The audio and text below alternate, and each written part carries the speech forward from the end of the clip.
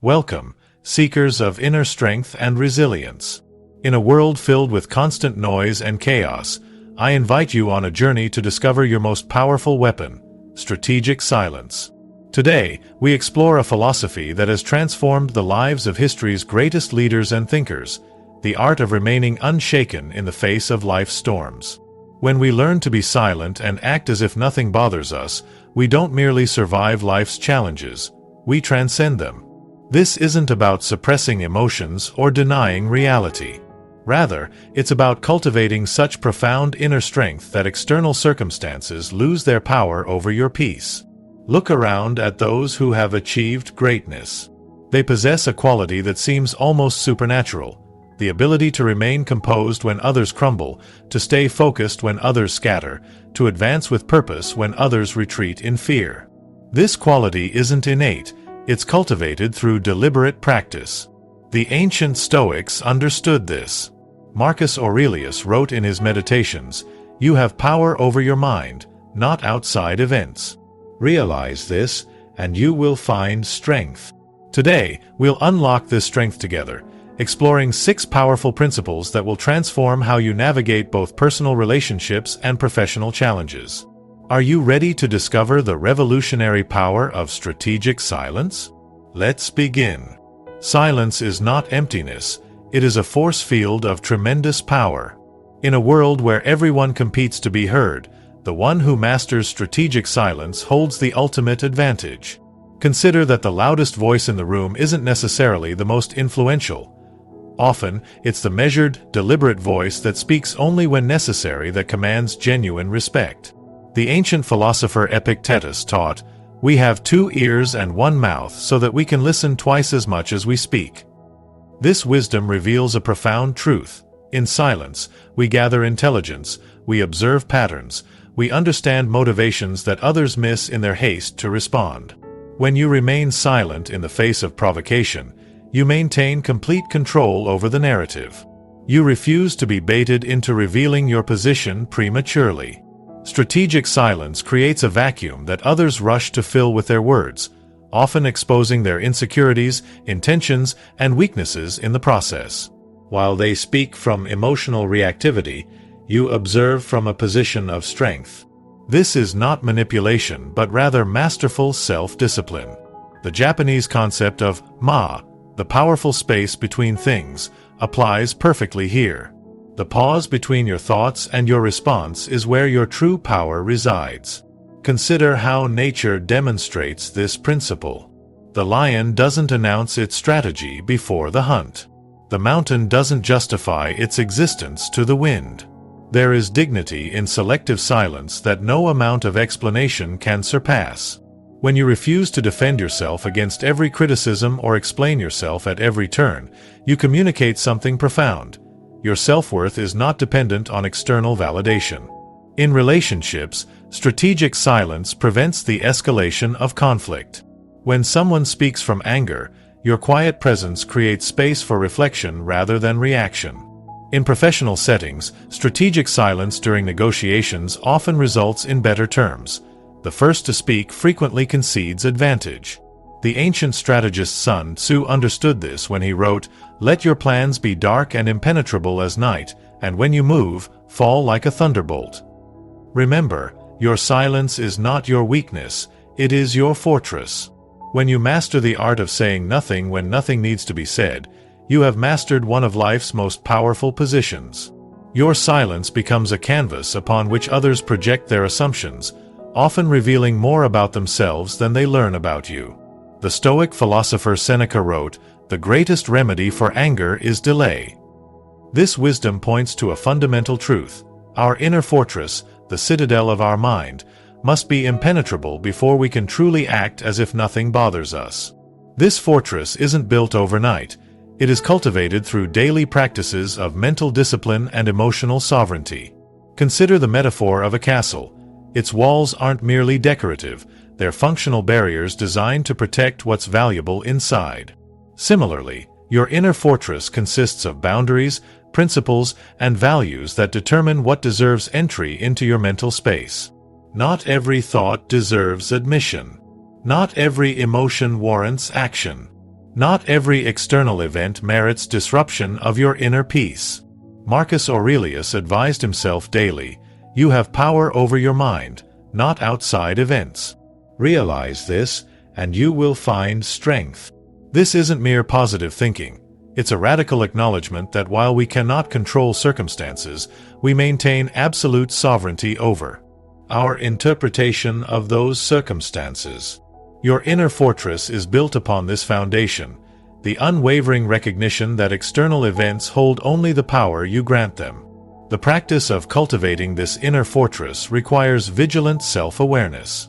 Notice how reactive thoughts arise. "They disrespected me. This isn't fair. I deserve better."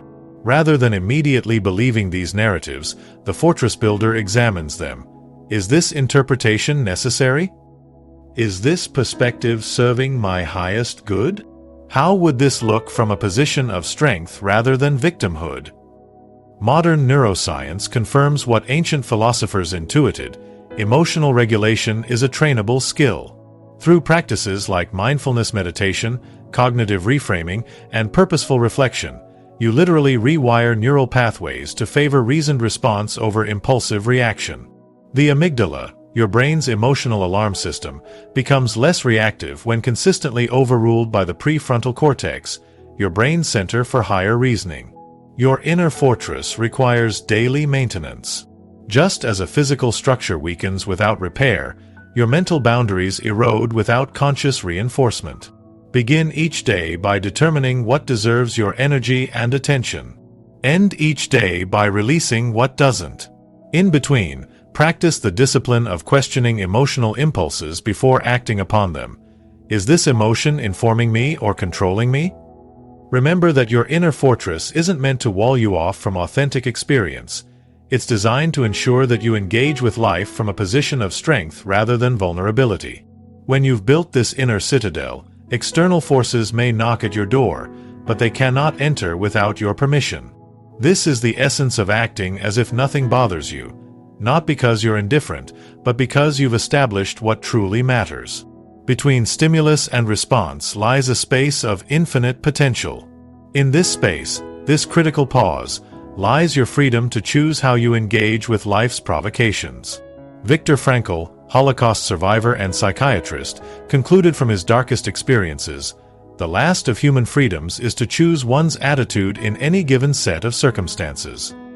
This is response choice mastery, the art of conscious decision rather than automatic reaction.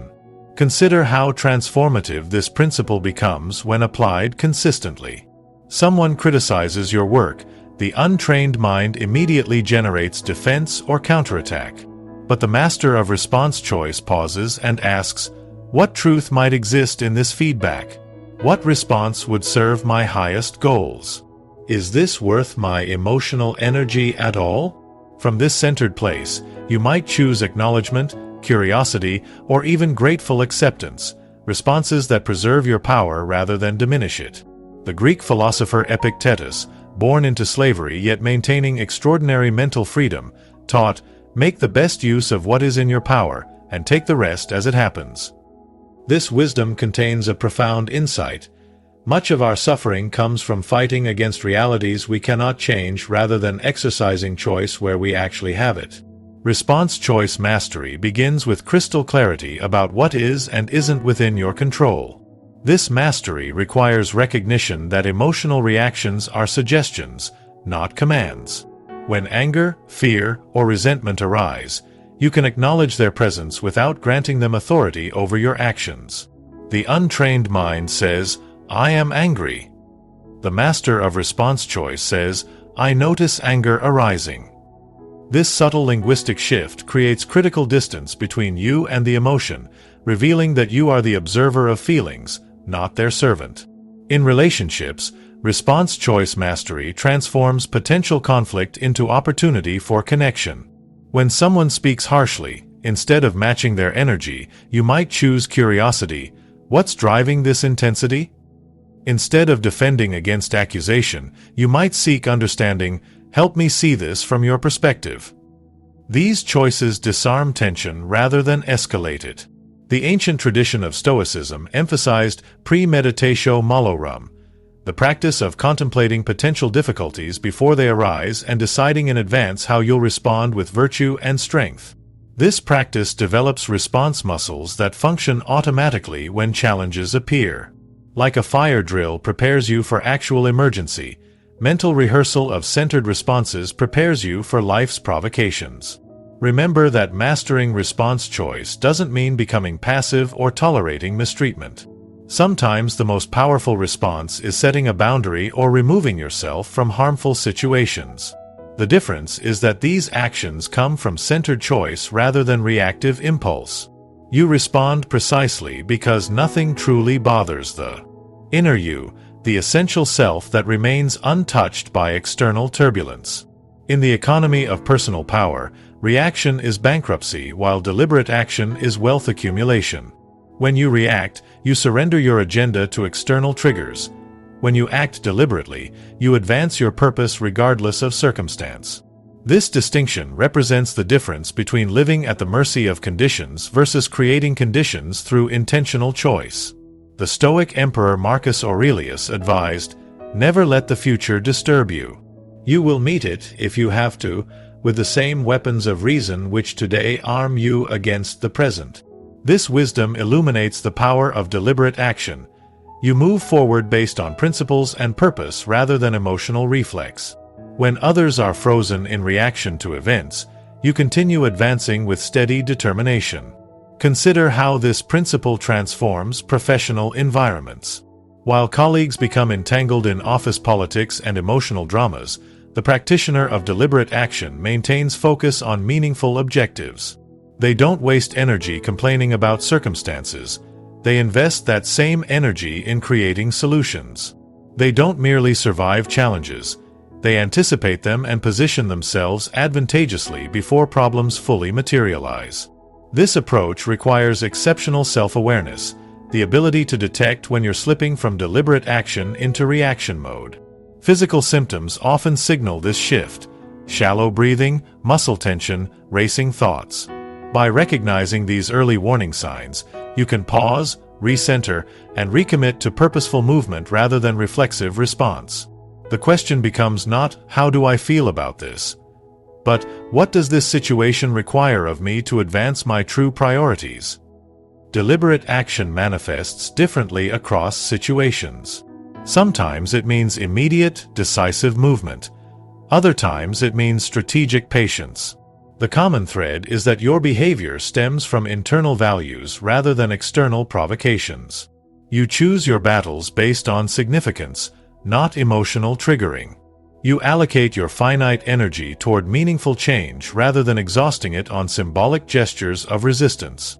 This principle applies powerfully in relationships. When someone behaves in ways that might typically provoke your defenses, deliberate action might mean choosing curiosity over confrontation. Instead of reacting to their behavior, you act from your commitment to understanding. Instead of responding to their words, you respond to their likely underlying needs. This shifts the entire dynamic from opposition to possibility. Remember that deliberate action doesn't mean cold calculation.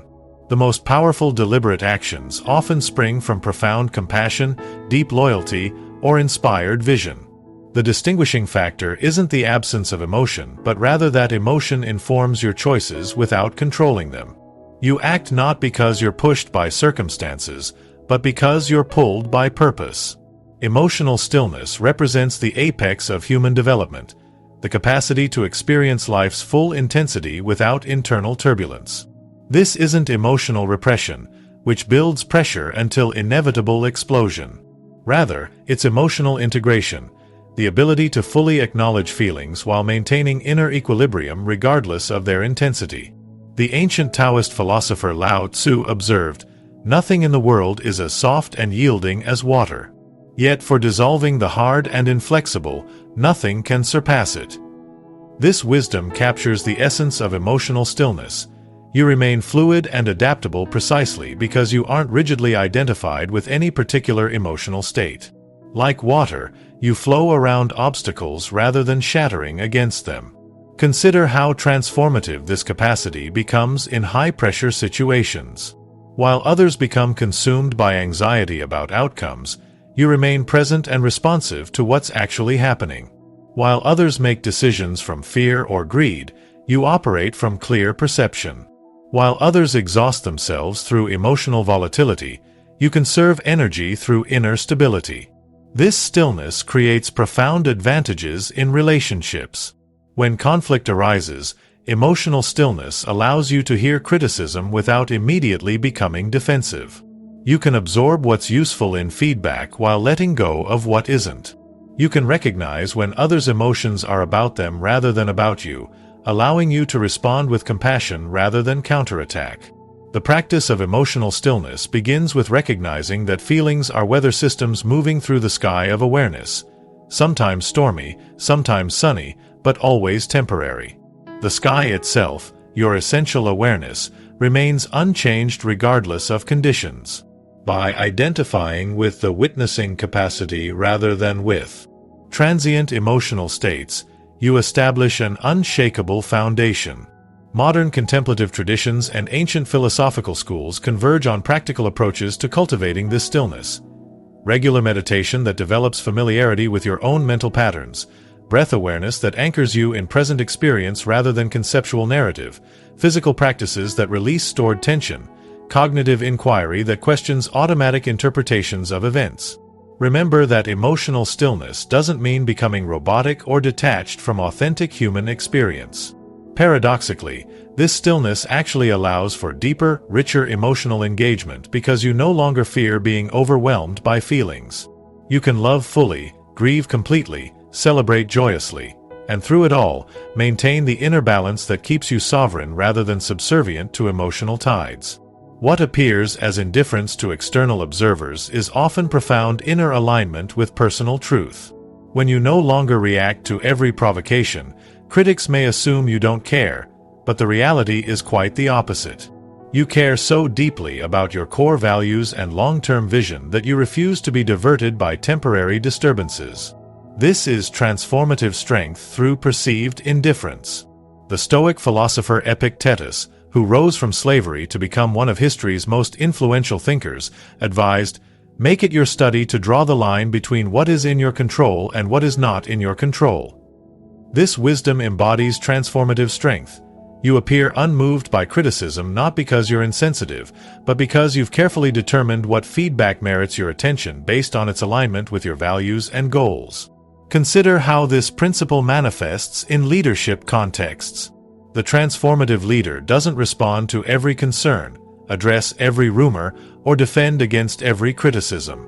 Instead, they demonstrate unwavering commitment to core principles while allowing peripheral matters to resolve themselves. This selective focus creates a gravitational center that draws others toward what truly matters rather than dispersing energy across inconsequential issues.